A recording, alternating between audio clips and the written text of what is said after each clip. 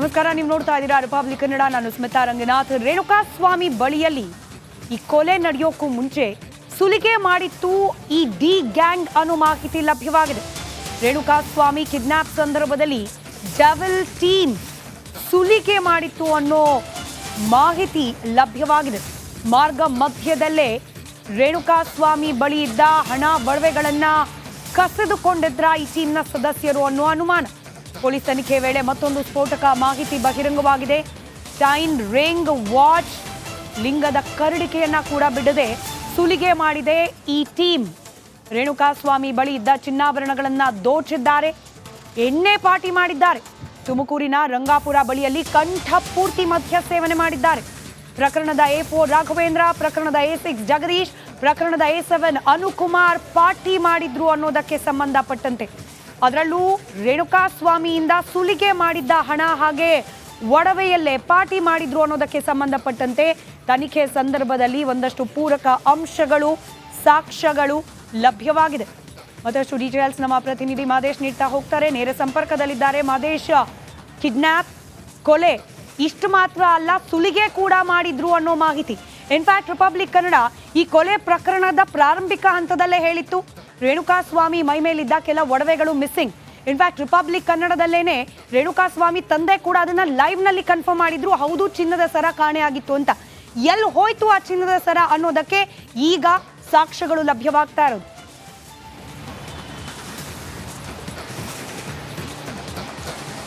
ಖಂಡಿತ ಸ್ಮಿತಾ, ಈಗಾಗಲೇ ಆತನನ್ನ ಕರ್ಕೊಂಡು ಬಂದಿದ್ದೆ ಯಾರು ಅಂದರೆ ಚಿತ್ರದುರ್ಗದಿಂದ 4 ಆರೋಪಿಗಳು ಆತನನ್ನ ಕಿಡ್ನಾಪ್ ಮಾಡ್ಕೊಂಡು ಬರುವಂಥ ಕೆಲಸ ಮಾಡಿದ್ರು. ರಾಘವೇಂದ್ರ, ಅನುಕುಮಾರ್ ಸೇರಿ 3-4 ಜನ ಆತನನ್ನ ಅಲ್ಲಿಂದ ಅಂದರೆ ಚಿತ್ರದುರ್ಗದ ಅಲ್ಲಿಂದ ಆತನನ್ನ ಕಿಡ್ನಾಪ್ ಮಾಡಿಕೊಂಡು ಕಾರಿನಲ್ಲಿ ಆತನಿಗೆ ತಳಿಸ್ಕೊಂಡು ಬಂದಿದ್ರು. ಆದರೆ ಈ ವೇಳೆ ಅಲ್ಲಿಂದ ಚಿತ್ರದುರ್ಗದಿಂದ ಬೆಂಗಳೂರಿಗೆ ಬರುವಂಥ ದಾರಿಯ ಮಧ್ಯೆ ಸಾಕಷ್ಟು ವಿಚಾರಗಳು ಕೂಡ ನಡೆದಿದೆ ಅಂತೇಳಿ ತನಿಖೆ ವೇಳೆ ಗೊತ್ತಾಗಿದೆ. ಅಲ್ಲಿಂದ ಇಲ್ಲಿವರೆಗೂ ಕೂಡ ಏನೆಲ್ಲ ಆರೋಪಿಗಳು ಮಾಡಿದ್ರು ಅನ್ನೋದಕ್ಕೆ ಸಂಬಂಧಪಟ್ಟಂತೆ ಪೊಲೀಸರು CCTV ಫುಟೇಜ್ಗಳನ್ನು ಪರಿಶೀಲನೆ ಮಾಡುವಂಥ ಕೆಲಸವನ್ನು ಮಾಡಿದರು. ಈ ಆರೋಪಿಗಳು ರಾಘವೇಂದ್ರ, ರೇಣುಕಾಸ್ವಾಮಿ ಅವರ ಮೇಲಿರುವಂಥ ಒಂದಷ್ಟು ವಸ್ತುಗಳನ್ನು ಕೂಡ ಸುಲಿಗೆ ಮಾಡಿದ್ರು. ಅಂದರೆ ಅವರು ದಾರಿಯ ಮಧ್ಯೆ ಹೋಗೋದಕ್ಕೆ ಸಂದರ್ಭದಲ್ಲಿ ಎಣ್ಣೆ ಹೊಡೆಯೋದಕ್ಕೆ ಅಂದರೆ ಪಾರ್ಟಿ ಮಾಡೋದಕ್ಕೆ ಆತನ ಮೈ ಮೇಲಿದ್ದಂಥ ಒಂದಷ್ಟು ಚಿನ್ನದ ವಸ್ತು ಆಗಿರ್ಬೋದು, ಆತನ ಕೈಯಲ್ಲಿದ್ದ ವಾಚ್ ಆಗಿರ್ಬೋದು, ಜೊತೆಗೆ ಆತ ಕೊಳ್ಳಲ್ಲಿ ಹಾಕಿದ್ದಂಥ ಒಂದು ಲಿಂಗ ಕರಡಿಕೆ ಏನಿದೆ ಅದನ್ನು ಕೂಡ ಆ ಆರೋಪಿಗಳು ಬಿಟ್ಟಿರಲಿಲ್ಲ.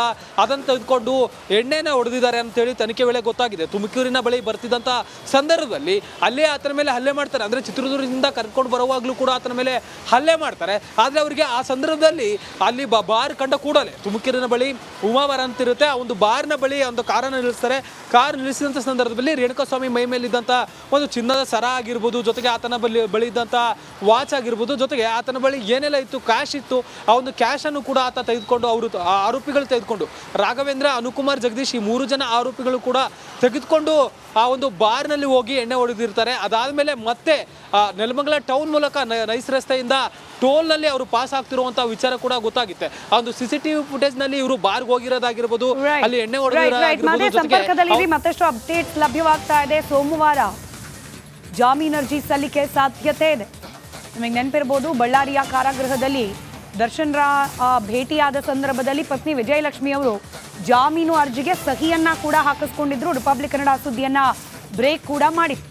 ದರ್ಶನ್ ಪರ ಪತ್ನಿ ವಿಜಯಲಕ್ಷ್ಮಿ ಸೋಮವಾರ ಅರ್ಜಿ ಸಲ್ಲಿಕೆ ಮಾಡೋ ಸಾಧ್ಯತೆ ಇದೆ.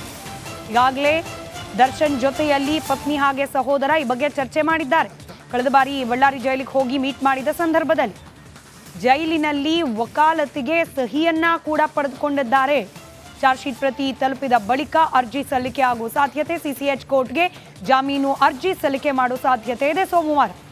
ಡೀಟೇಲ್ಸ್ ಅನ್ನು ನಮ್ಮ ಪ್ರತಿನಿಧಿ ಮಾದೇಶ್ ನೀಡ್ತಾ ಇದ್ರು. ಮಾದೇಶ್, ಸೋಮವಾರ ಬೇಲ್ಗೆ ಅಪ್ಲಿಕೇಶನ್ ಹಾಕೋ ಸಾಧ್ಯತೆ ಇದೆ ಅನ್ನೋ ಮಾಹಿತಿ, ಸಿಗೋ ಚಾನ್ಸಸ್ ಎಷ್ಟರ ಮಟ್ಟಿಗಿದೆ? ಇವ್ರು ಅರ್ಜಿ ಹಾಕಿದ್ರು ಕೂಡ ಬೇಲ್ ಸಿಗೋ ಸಾಧ್ಯತೆಗಳು ಎಷ್ಟರ ಮಟ್ಟಿಗಿದೆ ಅಂತ ಹೇಳಿ.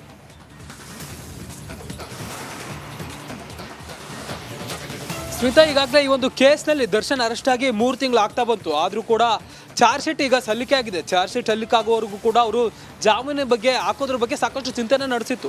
ಸ್ಟಾರ್ಟಿಂಗ್ನಲ್ಲೂ ಕೂಡ ವಿಜಯಲಕ್ಷ್ಮಿ ದರ್ಶನ್ ಒಂದಷ್ಟು ವಿಚಾರಗಳನ್ನು, ಒಂದಷ್ಟು ತನಿಖಾ ತಂಡಗಳನ್ನಾಗಿರ್ಬೋದು, ಜೊತೆಗೆ ಖಾಸಗಿ ತನಿಖಾ ತಂಡಗಳನ್ನು ಭೇಟಿ ಮಾಡುವಂಥ ಕೆಲಸವನ್ನು ಮಾಡಿದ್ರು. ಅವರ ವಿರುದ್ಧ ಅಂದರೆ ದರ್ಶನ್ ವಿರುದ್ಧ ಕೇಳಿ ಬಂದಿರುವಂಥ ಆರೋಪಗಳ ಪಟ್ಟಿಯನ್ನು ಸ್ಟಡಿ ಮಾಡೋದಕ್ಕೆ ಮುಂದಾಗಿದ್ರು. ಜೊತೆಗೆ ಈಗಾಗಲೇ ಪೊಲೀಸರು ರಿಮ್ಯಾಂಡ್ ಅಪ್ಲಿಕೇಶನ್ನಲ್ಲಿ ಏನು ಉಲ್ಲೇಖ ಮಾಡಿರ್ತಾರೆ ಅವೆಲ್ಲವನ್ನೂ ಕೂಡ 6 ರಿಂದ 7 ರಿಮ್ಯಾಂಡ್ ಅಪ್ಲಿಕೇಶನನ್ನು ಪೊಲೀಸರು ಕೋರ್ಟ್ಗೆ ಸಲ್ಲಿಸುವಂಥ ಕೆಲಸ ಮಾಡಿದರೆ ಅವೆಲ್ಲವನ್ನೂ ಕೂಡ ಕಲೆಕ್ಟ್ ಮಾಡುವಂಥ ಕೆಲಸವನ್ನು ವಿಜಯಲಕ್ಷ್ಮಿ ಮಾಡಿದರು. ಹಲವು ದಿನಗಳಿಂದಲೂ ಕೂಡ ಆತನ ಹೊರಗಡೆ ತರೋದಕ್ಕೆ ಎಲ್ಲ ರೀತಿಯಾದಂಥ ಪ್ರಯತ್ನವನ್ನು ವಿಜಯಲಕ್ಷ್ಮಿ ಮಾಡ್ತಿದ್ರು. ಈಗ ಚಾರ್ಜ್ ಶೀಟ್ ಸಲ್ಲಿಕೆ ಆದಂಥ ಬೆನ್ನಲ್ಲೇ ಈಗ ಅವರು ಕೋರ್ಟ್ಗೆ ಜಾಮೀನು ಅರ್ಜಿ ಸಲ್ಲಿಸೋದಕ್ಕೆ ಮುಂದಾಗಿದ್ದಾರೆ. ಈಗಾಗಲೇ ಅದಕ್ಕೆ ಸಂಬಂಧಪಟ್ಟಂತೆ ಒಂದು ಕಡೆ ಒಂದು ಪ್ರೈವೇಟ್ ತನಿಖಾ ಏಜೆನ್ಸಿ ಒಂದನ್ನು ಕಾಂಟ್ಯಾಕ್ಟ್ನಲ್ಲಿದ್ದರೆ, ಒಂದಷ್ಟು ಕಾನೂನು ತಜ್ಞರ ಸಲಹೆ ಪಡಿತಿದ್ರೆ, ಮತ್ತೊಂದು ಕಡೆ ಪ್ರತಿ ಬಾರಿಯೂ ಕೂಡ ದರ್ಶನ್ನ ಜೈಲಿನಲ್ಲಿ ಭೇಟಿಯಾದಂಥ ಸಂದರ್ಭದಲ್ಲಿ ಈ ಒಂದು ವಿಚಾರಕ್ಕೆ ಸಂಬಂಧಪಟ್ಟಂತೆ ಏನೆಲ್ಲ ಮಾಡಬೇಕು ಅನ್ನೋದಕ್ಕೆ ಸಂಬಂಧಪಟ್ಟಂತೆ ಒಂದಷ್ಟು ಚರ್ಚೆಗಳನ್ನು ಮಾಡ್ತಿದ್ರು. ಅವರ ತಮ್ಮ ದಿನಕರ್ ತೂಗ್ದೀಪ್ ಅವರು ಕೂಡ ಇತ್ತೀಚೆಗಷ್ಟೇ ನಿನ್ನೆಯಷ್ಟೇ ಇಬ್ಬರು ಕೂಡ ವಿಜಯಲಕ್ಷ್ಮಿ ಮತ್ತು ದಿನಕರ್ ತೂಗ್ದೀಪ್ ಅವರು ಹೋಗಿ ಅವರ ಬಗ್ಗೆ ಈ ಒಂದು ಜಾಮೀನು ವಿಚಾರದ ಬಗ್ಗೆ ದರ್ಶನ್ ಜೊತೆ ಮಾತನಾಡಿ ವಕಾಲತಿಗೆ ದರ್ಶನ್ನಿಂದ ಸಹಿ ಹಾಕೊಂಡಿದ್ದಾರೆ ಅನ್ನೋಂಥ ಮಾಹಿತಿ ಕೂಡ ಲಭ್ಯ ಆಗಿತ್ತು. ಈಗಾಗಲೇ ದರ್ಶನ್ನಿಂದಲೂ ಕೂಡ ಒಂದಷ್ಟು ಮಾಹಿತಿಯನ್ನು ಚರ್ಚೆಯನ್ನು ಮಾಡಿದ್ದಾರೆ. ಅವರ ಪಾತ್ರ ಏನಿತ್ತು, ಏನೆಲ್ಲ ಹೇಳಿದ್ದಾರೆ, ತನಿಖೆಯಲ್ಲಿ ಏನೆಲ್ಲ ಹೇಳಿಕೆ ನೀಡಲಾಗಿದೆ, ಜೊತೆಗೆ ಇವರಿಗೆ ಚಾರ್ಜ್ ಶೀಟ್ ಕಾಪಿ ಸಿಕ್ಕಂತ ಸಂದರ್ಭದಲ್ಲಿ ಅದರಲ್ಲಿ ದರ್ಶನ್ನ ವಿರುದ್ಧ ಏನೆಲ್ಲ ಆರೋಪಗಳು ಕೇಳಿ ಬಂದಿದೆ ಅನ್ನೋದಕ್ಕೆ ಸಂಬಂಧಪಟ್ಟಂತೆ. ರೈಟ್ ಧನ್ಯವಾದ ಮಾದೇಶ್ ಮಾಹಿತಿಗಾಗಿ.